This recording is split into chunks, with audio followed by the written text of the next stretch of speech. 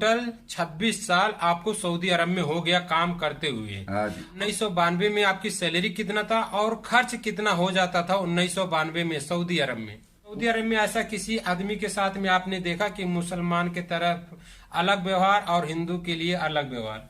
दाल के थ्रू जाओगे, अगर आ गया हमारे पास तो उसको क्या करो, पासपोर्ट लो और भाई 10,000 रुपये जमा करो, 10-20 जमा करो। अब तो वो देकर फंस गया। बराबर। हेलो दोस्तों, तो कैसे हैं आप सब? हाजिर हो गया हूँ आप लोगों के लिए काफी कुछ जानकारी लेकर, जो कि अपना 26 साल से सऊदी अरब का एक्सपीरियंस आप लोगों के साथ में शेयर करेंगे कि इन्होंने 26 साल में जो सऊदी अरब में गुजारा, इनके साथ में क्या क्या हुआ और इनका सैलरी कहाँ तक पहुंचा, और पिछले 1992 से सऊदी अरब में काम कर रहे हैं तो उस वक्त इनकी क्या सैलरी थी और किन किन जगहों पे इन्होंने काम किया।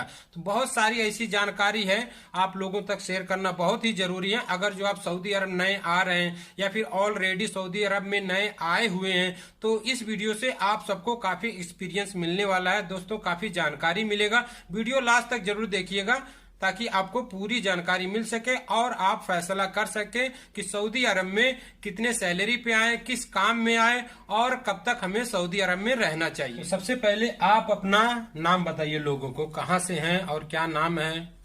हमारा नाम है शरीफ मियाँ, बिहार का रहने वाला है, इंडिया का, और हमारा गोपालगंज डिस्ट्रिक्ट पड़ता है, भोरे थाना पड़ता है। सऊदी अरब आपको कितना समय हो गया आए हुए टोटल? टोटल देखो, हम पहले जब आए थे 92 में तो कंपनी था। 1992 में? हाँ, जाके हम रुक गया तकरीबन 2001 में, मार्च में घर चला गया खुरुज। अच्छा। उसके बाद से आया 2007 में इसके पास, यानी 6 साल बाद फिर आए। ये 17वां चल रहा है। तो माशाल्लाह यहाँ अभी सैलरी अल्हम्दुलिल्लाह अच्छा ही है।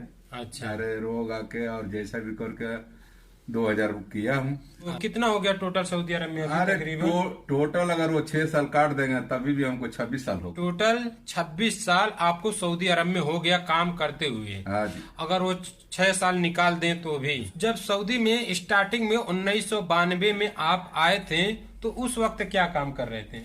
उस वक्त हम राजमिस्त्री काम किया। 1 साल के बाद फिर ड्राइवरी, हमको ड्राइवरी आता था उधर भी। अच्छा।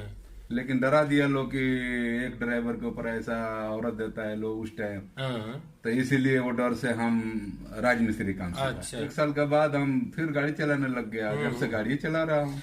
अच्छा, तो 1992 में आपकी सैलरी कितना था और खर्च कितना हो जाता था 1992 में सऊदी अरब में? उस टाइम हमको 50 रुपये महीने का खर्चा होता था। अच्छा गोश्त मछली हर चीज हम खाते थे। 50 रुपये महीने का हमको खर्चा आता था। और उस टाइम हमारा इंडिया का पैसा मसाला बहुत अच्छा था, बड़ा था। अच्छा। हम 1200 रियाल देते थे उस टाइम, तो हमारा 10,000 बनता था इंडिया का। अच्छा। इंडिया में और इधर भी बहुत अच्छा, अल्हम्दुलिल्लाह बहुत अच्छा उस टाइम था। अच्छा, तो अभी जब आपकी सैलरी यहाँ पे इतना है तो तकरीबन यहाँ 17-18 साल हो गया इस जगह पे। हाँ। तो यहाँ पे क्या काम करते हैं अभी? यहाँ तो हम घर के ड्राइवर है। अच्छा, ड्राइविंग में आपका 17 सालों में 2000 रियाल है। हाँ। तो ऐसा नहीं लगता है कि मतलब आज के जमाने के हिसाब से और आज का जितना खर्चा अभी आता है सऊदी अरब में, क्योंकि महंगाई काफी ज्यादा बढ़ गया है, तो उस हिसाब से सही है? नए लोग भी आ रहे हैं तो भी 1700-1600 रियाल मिल जा रहा है। नहीं गलत के, और इसमें कोई बात नहीं है। अच्छे सऊदी अगर मिल जाएगा ना तो वो जानता है कि भाई मिस्कीन आदमी हमारे घर आया है, सैलरी जितना अगर एग्रीमेंट हुआ है 1800 वो दे रहा है, उसके बाद से 1-2 साल हो जाता है तो उसके बाद अपने मर्जी से वो बढ़ा देता है। ये है कि मतलब भले ही सैलरी अगर जो 100-200 रियाल कम है, व्यवहार अच्छा है, बात करने का तरीका कफिल का अच्छा है और घर भी अच्छा है, तो काम करने में दिक्कत नहीं होता है। कोई दिकदारी नहीं है मेरे भाई, कोई दिकदारी नहीं है। हमको क्या करना है, हमको सैलरी है, हमको काम करने आया, काम करेंगे, सैलरी मिलता है, कोई गिर फिर नहीं। और ऐसा भी है अगर जो 200 रियाल आपका ज्यादा ही सैलरी है लेकिन वहाँ पे डेली झगड़े लड़ाई काम ज्यादा ये सब परेशानी होता है तो 200 रियाल ज्यादा मिलने से कोई फायदा नहीं है। लेकिन जहाँ पे सुकून है, जहाँ पे झगड़े लड़ाई नहीं होते हैं, कपिल से ज्यादा ड्यूटी नहीं रहता है, भले ही 100-200 रियाल कम रहे सैलरी, वहाँ पे काम करने में भी दिल लगता है।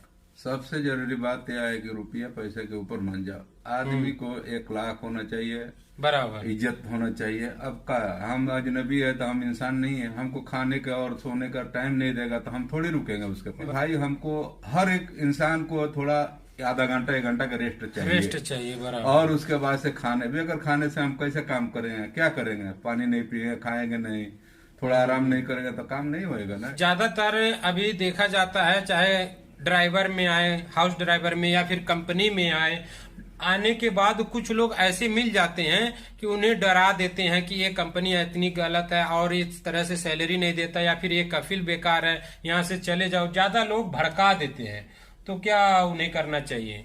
नहीं, ये तो बात सही है कि हमको ये सब चीज से बहुत मालूमात है कि आदमी किसी को सुझाव अच्छा नहीं देता है, बुरा ही सुझाव देता है। लेकिन उसमें क्या है, इंसान को सोचना चाहिए कैसा हालत है उसका, कैसा नहीं, उसको थोड़ा तसल्ली दो, बराबर। और उसको ऐसा भड़का देता है लोग कि 1 महीना रुकता है, भाग जाता है, फिर उसका मतलब वो ये होता है कि उसको परेशानी बढ़ जाता है। तो ये सब नहीं करो। किसी आदमी को, अमीर हो गरीब हो, जो भी बंदा अगर इधर आया है तो उसके लिए यही दुआ करो कि भाई थोड़ा सब्र करो, कुछ दिन में हालात तुम्हारा सही हो जाएगा। एक और सवाल है आपसे, सऊदी अरब में आपका 26 साल हो गया है, तो अभी कितना समय और रहने का इरादा है? जैसे ऐसा नहीं लगता है कि ज्यादा टाइम हो गया? क्योंकि अगर नॉर्मल देखा जाए हम लोग की उम्र से, तो अभी यही सुनने में आता है कि ज्यादा समय सऊदी अरब में गुजारने से कोई मतलब नहीं है। अपने देश में जाओ, कुछ कारोबार, कुछ व्यापार करें। तो अपने एक्सपीरियंस से कुछ लोगों को बताना चाहोगे? हमको यही कहना है, रिजिक मिन अल्लाह, अल्लाह जब तक हमको रिजिक इधर रखा है हम काम करेंगे, तंदुरुस्त है अल्हम्दुलिल्लाह। बराबर। कौन सा काम करेंगे इंडिया में, हर चीज की महंगाई है, उतना हमको बेमत नहीं है। यहाँ हम देखो, अगर कैसे भी करते हैं तो महीने के 30,000 रुपया हमको मिलता है ना, खा पी के। बराबर। इंडिया में किधर मिलेगा? 12,000 रुपया, 10,000 रुपया, 5,000 रुपया गांव खेड़ा में मिलेगा, शहर में मिलेगा, तो उससे हमारा 10 परिवार तो नहीं जिएगा ना। बराबर। यहाँ हम खा पी के भी 30,000 रुपया बचा लेते हैं, आराम से बचता है। तो हमारे कहने का मतलब है कि अभी हमारा अल्हम्दुलिल्लाह तंदुरुस्ती है, सब कुछ सही सलामत है। बाकी जब हमको नहीं अगर दिल में समझ आएगा कि हम इधर रहे ना रहता, हम घर चले जाएंगे। अगला सवाल है, जरा सोच समझ के दीजिएगा।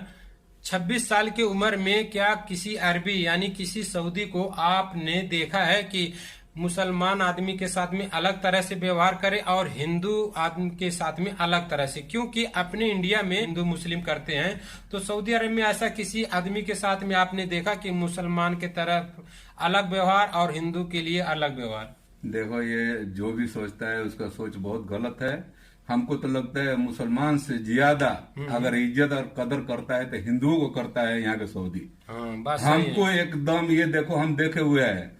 देखिए, अगर हम मुसलमान है, हम एक गुफा में है, हमारे पास कोई आएगा फौरन हमको फोन करता है, लेकिन वही वो ड्राइवर हिंदू का है, उसको इतना अच्छा आजादी दिया है भाई, इसके लिए कोई अगर कुछ बोले ना तो वो सरासर गलत फैला रहा है। अच्छा। लेकिन यहाँ ड्राइवरों को बहुत, हिंदू ड्राइवरों को बहुत इज्जत है भाई साहब, बहुत इज्जत है, जरूरत से ज्यादा इज्जत है। यहाँ हिंदू मुस्लिम में कोई भेदभाव नहीं है। तो जैसे कि आप सबने सुना, इन्होंने अपने 26 साल के कैरियर में सऊदी अरब में ऐसा कभी भी किसी के साथ ऐसा भेदभाव करते हुए इन्होंने नहीं देखा, जो कि ये सच भी है। और लोग अलग अलग तरह के थिंक रखते हैं, सोचते हैं, गलत इस तरह से सोच रखते हैं, तो ऐसा बिल्कुल भी न रखे, क्योंकि अभी तक मैं भी सऊदी अरब में ऐसा कभी किसी के साथ होते हुए नहीं देखा। आखिरी सवाल, अगर जो सऊदी अरब में नए आ रहे हैं, चाहे कंपनी में आए चाहे ड्राइवर के काम में आए, तो उन्हें किस तरह आना चाहिए ताकि उनके साथ में धोखाधड़ी नहीं हो? क्योंकि ऐसे बहुत देखे जा रहे हैं कि कॉन्ट्रैक्ट कंपनी में आ रहे हैं और उस कंपनी के पास में काम नहीं रहता है, 2 महीना 3 महीना 4 महीना बैठा कर उसे वापस भेज दिया जाता है। तो अपने एक्सपीरियंस से कैसे आए ताकि उनके साथ में कुछ गलत ना हो? आप डायरेक्ट ऑफिस में जाओ, दलाल के थ्रू कुछ काम करेंगे तो आपको तो आगे पीछे करके वो फंसा ही देगा। बराबर। आप कोई ऑफिस में जाओ, कांटेक्ट करो, 1 दिन का बदले 10 दिन टाइम लगेगा, कोई बात नहीं है, कोई बात नहीं, समय लगेगा, लेकिन आपको अच्छे जगह भेजेगा। दलाल के थ्रू जाओगे, पैसा ज्यादा भी ले लेगा और आपको ऐसे जगह फंसा देगा कि बोलेगा कि ऐसा काम है, ऐसा काम है, इधर आने के बाद रोता है लोग। एजेंट लोग ऐसे करते हैं, पहले पासपोर्ट लेकर कुछ पैसे जमा करा लेते हैं, फिर पीछे पीछे दौड़ाते हैं, फिर जब उन्हें कोई उल्टा सीधा वीजा मिल जाता है वही वीजा चिपका कर एजेंट लोग भेज देते हैं। नंबर का बात आप बोले हैं, इसलिए कि देखिए इन लोग का एक टारगेट है कि बंदा अगर आ गया हमारे पास तो उसको क्या करो, पासपोर्ट लो और भाई 10,000 रुपये जमा करो, 10-20 जमा कर। अब तो वो देकर फंस गया। बराबर। अब तो उनको यही है फोन पर, भाई हाँ क्या हुआ। अब वो जब वो इंतजार करता है कि किधर से कौन सा आएगा, सप्लायर आएगा, कौन सा कंपनी का आएगा, जो भी आया पहले उसी में चिपका दिया और उसको आपको चिपका देगा। बाकी आप इधर आके रहो, काम मिले नहीं मिले कोई बात नहीं। इस सवाल को इस वीडियो में मैं इसलिए रखा हूँ क्योंकि काफी सारे मेरे रिलेशन के आए हुए हैं कॉन्ट्रैक्ट कंपनी में, उनके साथ में भी बहुत जल्द वीडियो आने वाला है, जो कि उन्हें 3 से 4 महीना हो चुका, अभी तक कंपनी वालों ने उन्हें काम नहीं दिया। सिर्फ 200 रियाल करके हर महीने देता है खाने के लिए, उसके अलावा ना काम दे रहा है ना सैलरी दे रहा है। तो उनके साथ में भी बहुत सारी जानकारी और वीडियो बहुत जल्द आने वाला है। तो हमारे चैनल से जुड़े रहिएगा ताकि सऊदी अरब के बारे में हर एक चीज की जानकारी हमारे चैनल के जरिए आपको मिल सके। आज की वीडियो इतना ही, मिलते हैं फिर किसी और नए वीडियो में किसी और नए जानकारी के साथ।